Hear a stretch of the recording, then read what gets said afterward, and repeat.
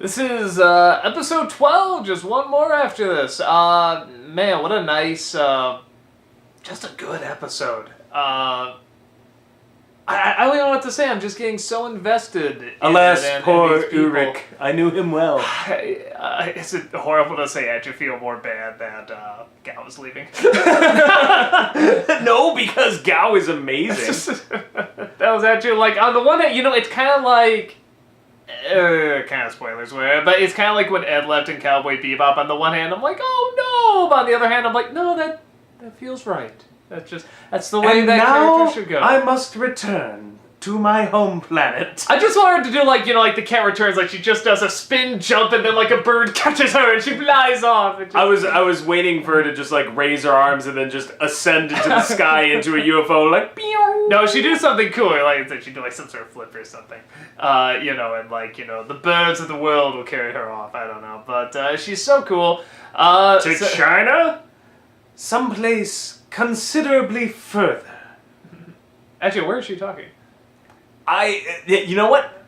Good question. Good question.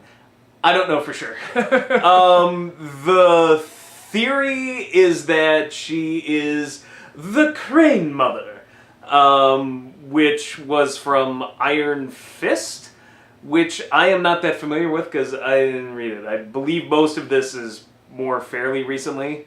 But yeah, apparently there's these heavenly cities. And she's from, I don't know, was it Kundun or Kun or... When you say heavenly cities, you mean like Bioshock Infinite, where they're just cities in the clouds, or like I believe another ascension of reality? If you want my honest opinion, knowing what little I know about it, it reminds me a lot of Mortal Kombat. I got this impression that it's like another realm, and there literally is like this kind of Mortal Kombat thing that one guy didn't want to participate in, she got pissed off about it, resurrected some other guy to hunt this guy down, got involved in Hydra and stuff like that's about all I know. And one of the guys she resurrected is Steel Serpent, and what she stamps on the drugs is also his symbol or something, so there's all this talk like, ooh, crossover, and there's going to be an Iron Fist show, and Iron Fist is the guy that... Yeah, as soon as Bullseye shows up. Betrayed her, and I don't know, but the guess is that it's Crane Mother, and honestly, it's the only one that makes the most sense to me, because she obviously took Murdoch out with, like, she's like, Hwah! Yeah, she was like, fuck you, and like, she just like... he was like, ow! Yeah, he went down and it was like, ow! Lady! Ow, ow, ow! So, she seems to have, like, almost a supernatural power. She speaks God knows how many languages. And then, yeah, she says, I must return, and he's like, China? A considerably farther distance, and she's like, it was never about the heroine, and it was, so she's got some other thing, maybe she's trying to lure Iron Fist at, like, I'm guessing she's the Crane Mother, which if she is the Crane Mother, at least if she transforms into the Crane Mother, it'll be kind of cool, because if you ever seen images in the comics, like, tall, it could be cool, I don't know. That is the full extent of my knowledge on that. I'm gonna miss her. So, yeah, I'm gonna miss her too. Now that's just a guess, because I don't believe she went by Madame Gao in the comics. I think people are just guessing. Well, it's the Crane Mother. But either way, I hope she comes back. The funny thing is, thinking back to this episode, I was like, man, that was really good. Then when I turned the record button on, I was kind of like, wait, what exactly happened? Because I just remember being really good, but then like I remember these moments, but like if you were to say, yeah, what actually happened, like what's the connecting story in this? I remember scenes and moments, but and I do even remember sort of like themes to it too, but like in terms of like one continuous story, I don't think of that one that in this one that much. And maybe that's sort of what I like more about it. It's almost like a shit's going on, but it's also kind of a mellow one too, but it's also a really intense one. You find out a lot, and a lot. What is it? Gandalf said it's the deep gasp before the plunge. Yeah, like it's almost like we're kind of setting up for the final act, and it's it is, because stuff does happen. He takes out the Triad in the heroin trade. The blind people all attack him, and the reporter gets killed. Gao disappears. It's the outfit is still being made. Oh, and Fisk has a touching goodbye to Wesley in the beginning of the episode. Yeah. I was half right. I don't know how to love him. Love him. Their bromance. And he like sits up next to him and he's like, oh.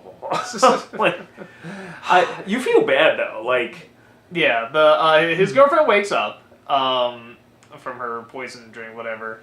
And yeah, Vanessa's back. So I was half right once, half right another time, but not completely right because I should have just guessed both of them, and that was Gao and Patch Adams guy.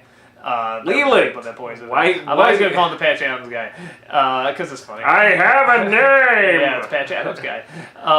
So, yeah, no, that's something where it's like, because when you hear him talking, and then it's like, no, I talked to her, yeah, she doesn't know anything. I'm like, well, clearly they would have shown that scene if they really wanted to convince us. So. Obviously, I had seen this before, so I already knew. But my initial guess was Gao. Because she pretty much spelled it out to him from the beginning. You will have to choose, or fate will choose for you. That was her way of saying, I'm just going to make you do what I want. But you see what I'm saying? When they weren't showing her, you think it was her, and then they were accusing her, it's like, well, okay, it's either not her or it can't just be her. It has to me, I'm just like, well, it's her. That's why they're not showing her. But see, then I was convinced it was Patch Adams' guy, and he was in on it, but he's not conniving enough to do it himself. You know, it's funny. I just wouldn't have bought that he would have been able to put this whole thing together. He was the character that annoyed me the most to start off, and that he was meant to be a special complainer, but he has really grown on me, actually, especially in these last few episodes. Get your hands off me, he called me. Yeah, everyone's always stopping him and growing. Yeah, I love how he's always the one that everybody stops. Get away from me! I'm supposed to be here. You know, the opening with her going to her apartment and then seeing Fisk there. Well, first I said, this is a dream. This is obviously a dream, but it'd be so cool if it wasn't.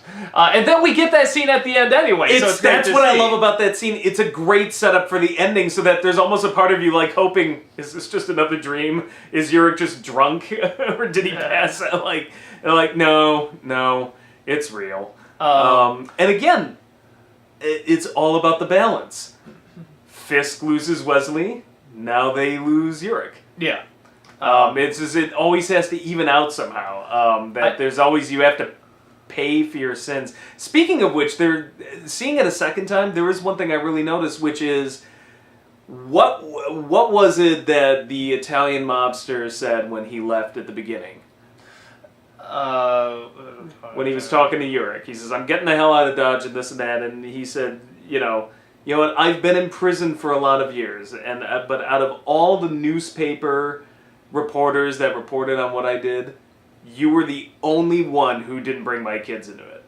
You left my family out of it, and it wasn't lost on me that at the very end, why does Yurik get killed? You brought my mother into it. You know, it's like he broke kind of that one rule, and again, it's a very Catholic concept. There's always this concept of somehow you have to pay for your sins. Well, there's sort of the Italian mafia thing. It's like, the family. It's like, you don't. There's sort of that unspoken rule about, you don't mess with the family. Yeah, even though I'm sure they do. But I mean, that's the thing. It's like Yurik had this sort of, it seemed like this unofficial rule that the other guy was grateful to him for, and it's like he broke the rule once, and look what happened. Yeah. I was going to say, that being said, I'm surprised that they did that, because I'm pretty sure he's still alive in the Marvel comic universe. Well, I was going to say, if they bring Spider-Man into the Marvel universe with the Avengers and stuff like that, clearly he's not going to be in it. Well, I know he was in Spider-Man. Well, that's all. Yeah, he was in Spider-Man. He was one of those crossover characters. They created a new paper for this. He would be working for the Bugle, Parker's paper, but all I can figure is this was pre-signing that deal with Sony, so they just figured, well, we're never going to really have I don't know, maybe they just figured they were never going to have the rights to it, or they didn't know what to do, but yeah, I was kind of surprised, because I'm like, there's an interesting major character you just killed off.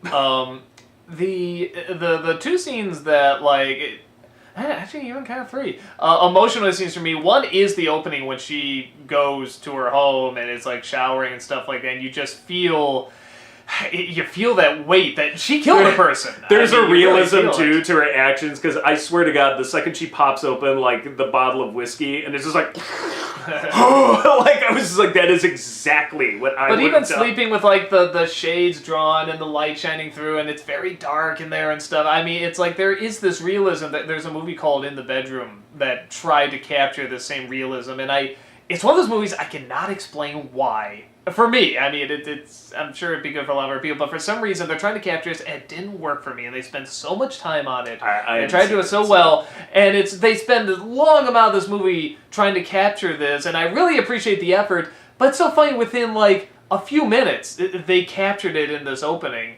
But that could be we've had a show to know this character as well. Well, too, I think it just. They captured that retreat from the world. There was almost like she wouldn't want to check her cell phone, close the drapes, drink yourself, take a shower. That almost like was really there. Everything she's doing is almost just like, maybe it didn't happen. Maybe it's all a bad dream. Maybe, just like... Yeah, taking a shower, like trying to get clean. I mean, there's just, you almost feel that feeling in your stomach when, you watch it. It's like, man, you just this show always had a good sense of dread. Even going into Urich's death... Before that, because I didn't think they were going to kill Urich off. At the same time, I didn't think they would kill Karen off either, but I was looking at the way that scene was set up with Karen, and I'm just like, are they going to attack her or something? Because she sits there at the desk, and you know that he knows. So there's this sense of dread throughout half the episode, like, what is Fisk going to do? Like, because it's setting this whole thing up, and she shows up at... Urich's place is like, we need to get the story on now. There's this sense of like panic and just do it, and any second we could be killed. And the show really knows how to ratchet up like that kind of terror factor, that dread. Like any second now, somebody behind you is going to take you out because you know too much. The other two that I thought were really effective. One is when Fitz's girlfriend wakes up. I mean, as crazy and twisted as they are, it's like I really buy their chemistry. I love those. I really do. I mean, it's like if I could redo the top 11 strangest romantic couples, like I'd put them on there on the list. And then the other, I really liked seeing Murdoch break down and him say, I can't do this. I can't do this alone. And he really sold it. I really felt like it felt like he was really breaking down and really just, he was starting to crumble, and she was there to help him and stuff, and I thought that was a really legitimately good emotional scene. Well, again, there was an interesting dichotomy, because what he just came out of was witnessing a bunch of people who had literally blind faith that they were going to get something better, and it's all just kind of a scam. So... That we know of. Maybe the crane or whatever it's called. But I think that's the point from his point of view. He's just like, my God, can it get any worse than this? And I think it challenged his faith, and then he's like, I can't do this alone. Like, I've fucking seen rock bottom now. Like, Jesus Christ, how can this get any And that worse? They blinded themselves for Yeah, and they blinded themselves with that. And for someone who never wanted to be blind himself, it was an accident. I mean, here's a bunch of people that chose to do it because they so thought because of faith, better. the very thing he's fucking been struggling with from, God, I love this show. It is really, really good. So, and maybe that's why we were talking about the religious stuff in the past, too. And maybe that's why I have such a respect for when they do talk about the religious aspects, because it isn't just, hey, religion is good, or religion is bad. It's showing both sides, and it's saying, you can draw your own conclusion, but we're going to look at this intelligently, the pros and cons of faith and religion. Well... And try to make, because that's really where the epic size of so many of these stories that do involve religion and faith come from. It does come from whether or not you believe or don't believe, and not just believe good, not believe bad, or vice versa. It's the complications, it's the in-between, it's the gray area. And I think this show so covers, even with heroes and villains, it so covers that gray area so well. There was a line in the previous episode that I'd forgotten about, but I think it sums up how they treat religion in this, and it's... She says, you said this city needs you. I think this city just as much created you. And I love the use of Catholicism in this film and religion in this film, because there is this kind of like, is it faith creating the person, or does the person kind of create the faith? Or both. Like for all characters in this, they all have these like ideologies and this faith and this zealotry that what they're doing may be right, wrong or whatever. But it's like, is it chicken? It's chicken or the egg. It's like, which came first? Like, does Murdoch's faith come out of something deeper that was there to begin with, or is it a reaction to, growing up in this hellhole? Same thing with Fisk. I think, and there have been a lot of, there's obviously phenomenal scholars out there, and there's phenomenal preachers and stuff like that, and there's films that do this kind of stuff, this challenging stuff. I mean, I'll be fair, I have thought much more seriously about, like, faith and what it means and all that stuff in this show than I really have for years. I know, right? And I think it's because when you go in, when you do hear a preacher or no matter how good they are, there are some phenomenal ones out there. I mean, just like, hats off to you. I mean, phenomenal speakers and holy people. But I think there is something about going into the story where with them, it's like, well, I'm going to try and convince you of this, and I'm going to try and be as true to myself and realistic to myself. That's what the great speakers do. But at the same time, with this, it doesn't feel like they're trying to convince anybody of anything. They're just they're presenting you a bunch of... presenting it. Yeah. They're presenting not just a bunch of points of views. Yeah, not pro or con, pro and con. It's very ambiguous and gray, and that's why it works. Yeah, I mean, it's not... I don't find it I don't find it overtly pro-religious. I don't find it really overtly anti-religious either. It's just like, here's the different interpretations of what you got. Like, here's our dinner plate of, like, various beliefs on religion and how it applies to good and evil, and you figure it out. Like, enjoy the meal. It has the respect to the audience to let you draw your own conclusion. And it's hard to know what else to say. It's just, it's so well done. It's hard to believe we're down to the final episode now, and I'm definitely excited. Why the fuck are we still talking? Let's watch it. But no more Madame Gao.